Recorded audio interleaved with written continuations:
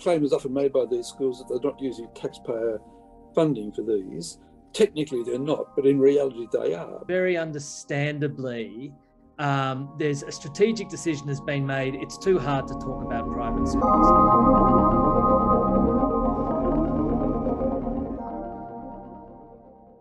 Catherine Hall asked for some clarification about the public funding model that's being talked about. Would you like to ask a question, Catherine? We'll need to allow you to unmute, and then you'll need to unmute to do it. So it might just take a minute. Can you hear me now? Yes. Oh, thank you. I didn't realize I was going to have to speak. I won't put my video on because I'm sitting here cooking dinner and everything. But hello, Chris Bonnor. Chris, you came and spoke to our Q&A event. I do remember that. Coburg, I remember it. We're still campaigning. Yes, unfortunately. Yes, I was just, I know it's not quite it's probably a bit out of the remit of this, but do you consider facilities at all in the level playing field proposal? I know it's not core, but as I've said in my written little thing here, the general lack of transparent and equitable processes for major school upgrades invites pork barrelling on a large scale.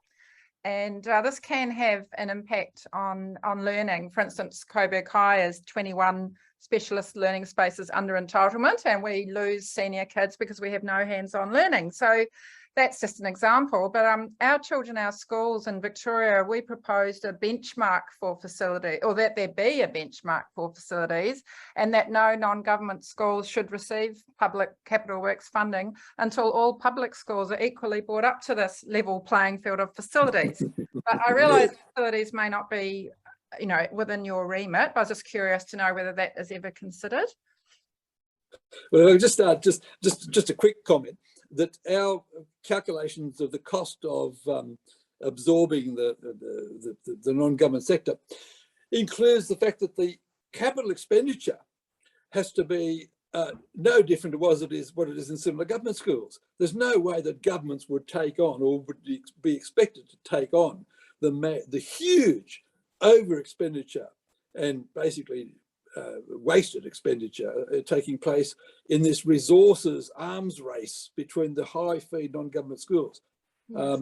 So absolutely, there have to be regulations around that. Sorry, Tom, I cut you off before you... No, thanks. I just wanted to add to that, absolutely yes. And we completely agree with you, Catherine. And I'd just like to make the additional point that one of the reasons why capital funding is so important is that these, incredible facilities and so on are all part of, they're the open nights, they're the marketing strategy, and it's pulling students in. So when we look at the very uneven spread of students across our schools in socioeconomic terms, those, resource advantages and the advertising that you do around the flash facilities is part of it. Absolutely. Thanks very much. Mm.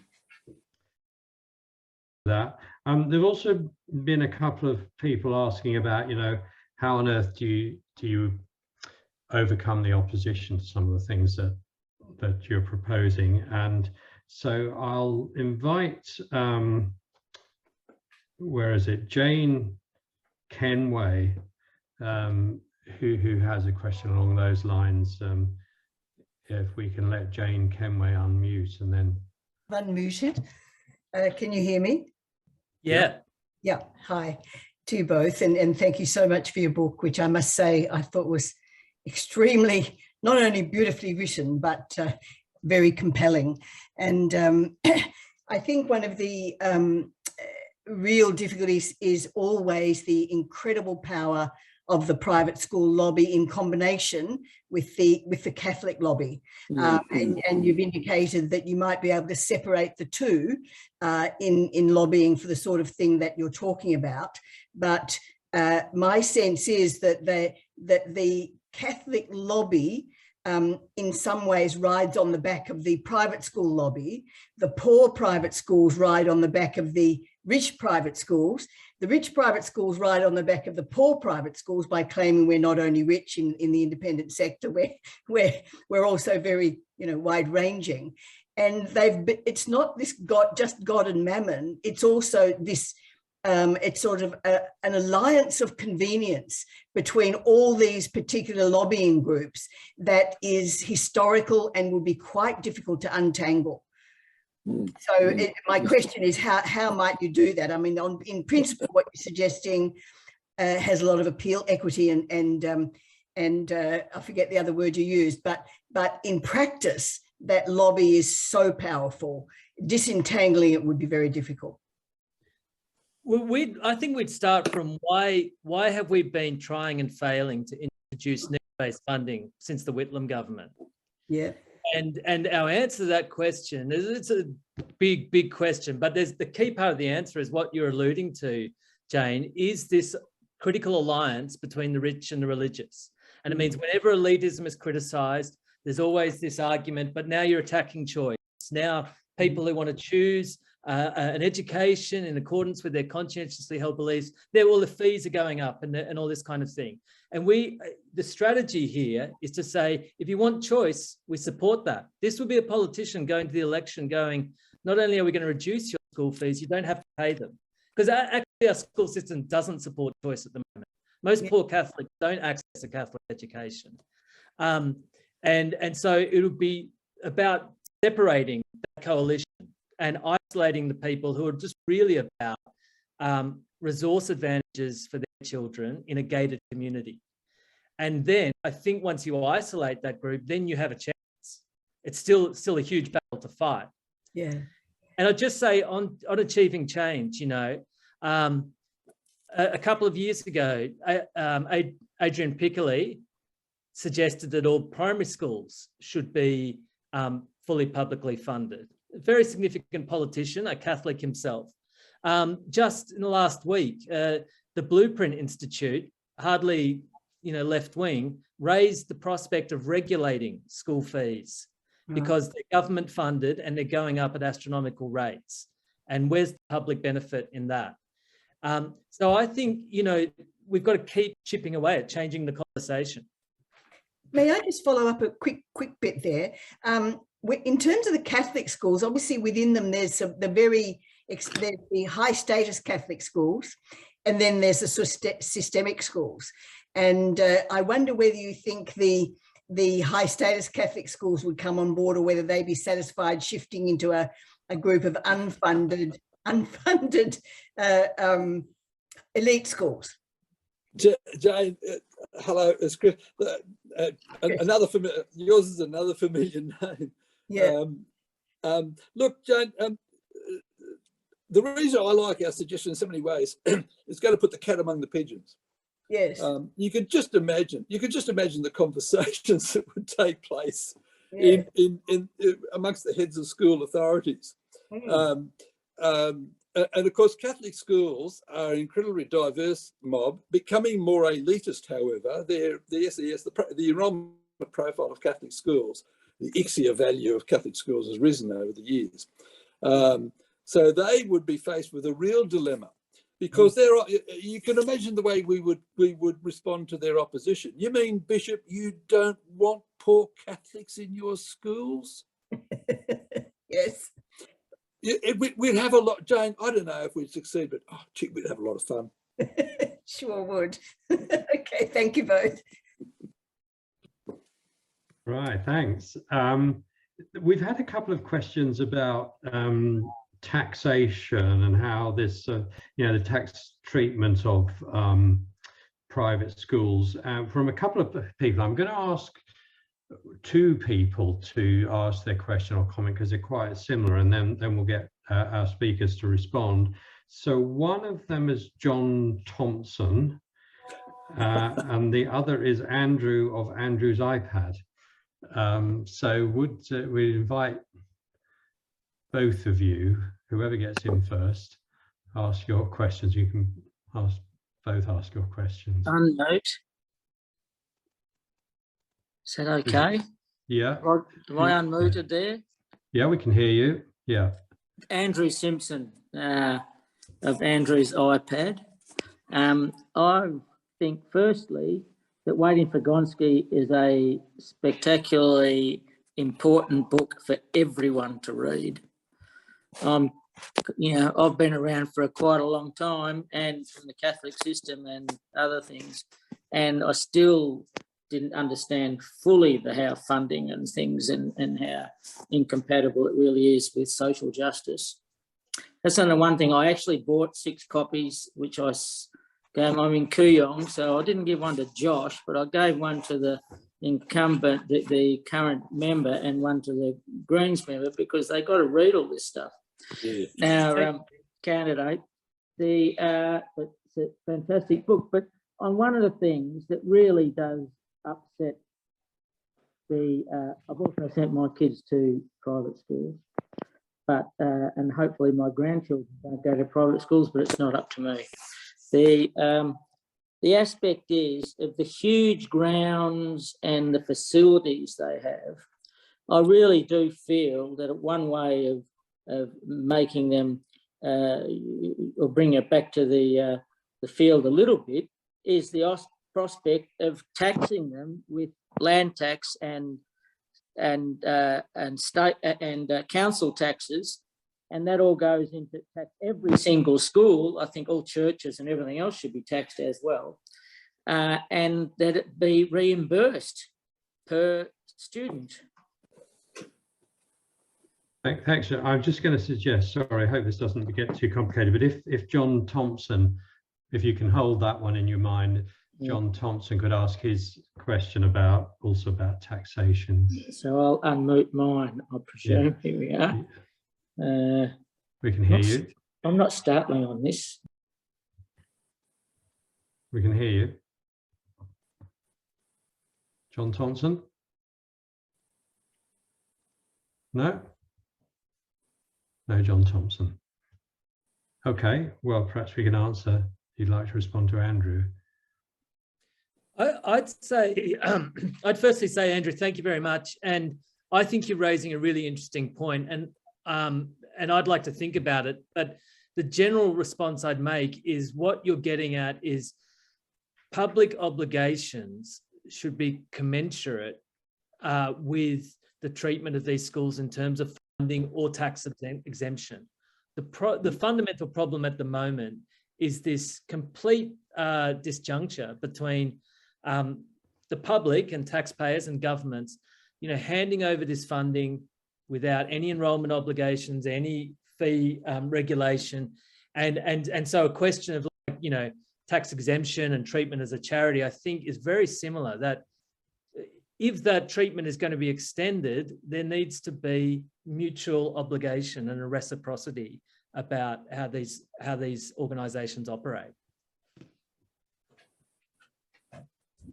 Anything to add, Chris? That's okay. Yeah. Okay. I agree with it. It's really throwing it out because, look, I live near Xavier College. That's got, 25 hectares just about. I don't know how much. It's huge. Next to MLC, near Trinity, near Scotch and St Kevin's, and also Carey. They've got grounds that no one else has got. And when I ride my bike recently around Ivanhoe Grammar, they've just put a 50-metre indoor pool in for $60 million. Now, that is just atrocious. And if they were taxed for having all that stuff and then reimbursed per student that they have, then it would bring back to it's never going to happen, but it is actually something to talk about with regards to the inequalities of the different schools, I think. Yeah. Can I just add there, the issue is too, the claim is often made by these schools that they're not using taxpayer funding for these. Technically they're not, but in reality they are, because they're able to, when they get $6,000 per student, they're able to shift sideways money into some uses. And for example, when I was principal of a high school, we suddenly, in New South Wales, suddenly got all these computer grants from state government, got all these computers. So what the PNC did, of course, it had about $10,000, which was immediately available for us to spend on other things in the school. So to say that it's limited to certain uses, the funding that comes into school, is a bit of a nonsense, really. Yeah. They're not strictly tied grants. Thank you. Thanks very much for that. I'm going to put on someone who's asked a slightly different question. David McDonald has been asked about the role that teachers' unions are playing in this. David, would you like to unmute and ask? Yeah, thanks very much, Jeff. So my question is about the union. So we have a number of unions that represent the different education sectors. And I'm wondering whether you think that situation maybe causes issues or is a barrier to achieving meaningful reform. I'd make a couple of reflections. I'm a proud member of the AU and actually a former officer here in the ACT branch. So I don't think the Independent Education Union is a big player. It's the Independent Schools Council and the Catholic Education Office. But, you know, the AU, I think, deserves enormous credit for taking the Gonski report off the shelf and making it famous and putting this at the centre of political debate over the last decade, and deserves a lot of praise. But I also think it's the case that very understandably, there's a strategic decision has been made. It's too hard to talk about private schools. As soon as we have a media release which even mentions private schools, all you get is headlines about, you know, class wars and schoolyard brawls, and all the oxygen that you're trying to get for more funding for disadvantaged schools disappears. I get that. I understand it. I think it's, you know, it's a very reasonable interpretation. But because of that focus, you know, all these other issues are not really addressed by anybody. So we have these really important issues that just don't get, you know, and the Gonski report didn't address things like unregulated fees. In fact, it kind of endorsed them. It didn't address uneven enrolment obligations, even though it recognised the negative impact of peer effects. So I understand where the union's coming from and how it's kind of playing the politics, but there are limitations. I think we need to complement, you know, the great work that the union does by trying to broaden the debate. Yeah, and the thing I would add to that is that the unions tend to have a fairly blinkered view about school resources. And obviously they're campaigning for public schools to be fully funded to their student resourcing standard, which obviously, you know, we support and is really important. But resources, as I explained, resources going into schools have many dimensions, including the resource of these high achieving students. And until such time as the unions take up the cudgels about the unlevel playing field and the fact that the resources are so unevenly distributed, and resources include students and teachers, it involved the rules about the playing field and how unfairness and equity between schools. Until they take that up, we're still going to be locked into this "it's just about money" trap. Right. Well, on this kind of theme about how hard it is actually to get these changes in and working, we've had a question from Daniel Castle along the lines of the ability of sort of interests that are opposed to this to kind of nullify what might happen. Daniel Castle, would you like to ask a question or make a comment?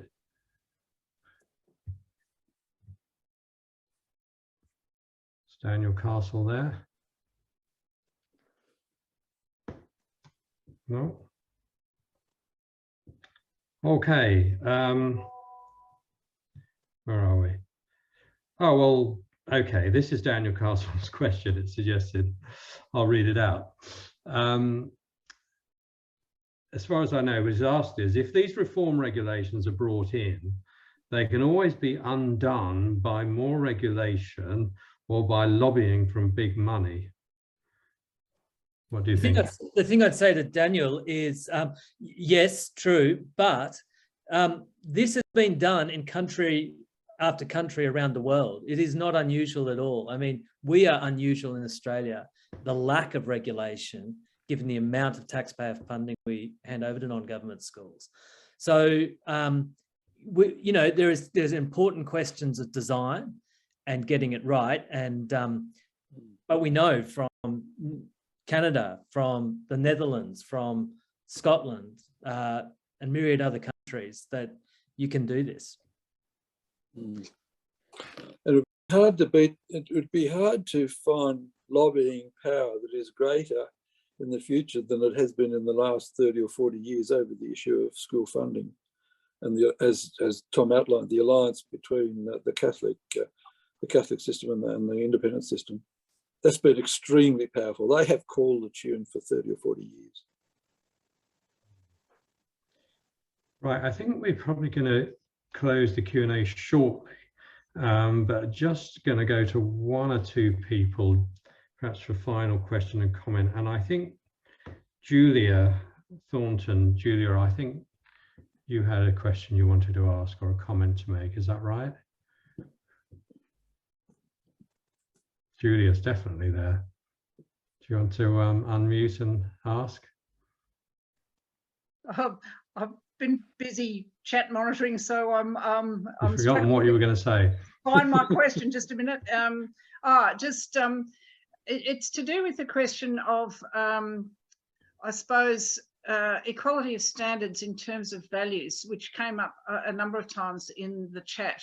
A question about somebody raised the problem of should we be funding Hillsong, and somebody else answered why not. And I mean, that to me is a perfectly legitimate question, but I think there is also a point at which you can imagine certain school systems that you would not particularly want to have public funding going to, ones which I don't know, were deliberately demeaning women, or particularly Nazi, or I mean, you can think of all sorts of kind of horror scenarios if you try hard enough. So in terms of funding distribution and I suppose ethical standards, do you address this sort of thing? Well, yeah, thanks very much. I think that's a great question, Julia. And I suppose what I'd say is that, currently, even though we give, very substantial amounts of public funding, discrimination is legal in many circumstances because of the exemptions for church schools in the Sex Discrimination Act. And so, I think Chris and I think I can speak for Chris here, that we believe we can and should debate whether some or all of these exemptions are appropriate. But our point is really that if a school engages in discrimination under the law, it should be penalised appropriately. But if it is not engaging in discrimination, then refusing to extend full funding to that school does not really help address the issue concerned. All it does is produce another kind of discrimination, which is it charges fees and it excludes poor students. So it's not, doesn't achieve anything practically. So if a school is engaging in what we think is we shouldn't accept as a society, then it shouldn't be a school and it shouldn't receive any, it shouldn't be a school. And we shouldn't have that legal exemption in the Sex Discrimination Act. You leave open there sorry, you could just quickly, you leave open there the issue of if something is not properly regulated and yet still socially condemned.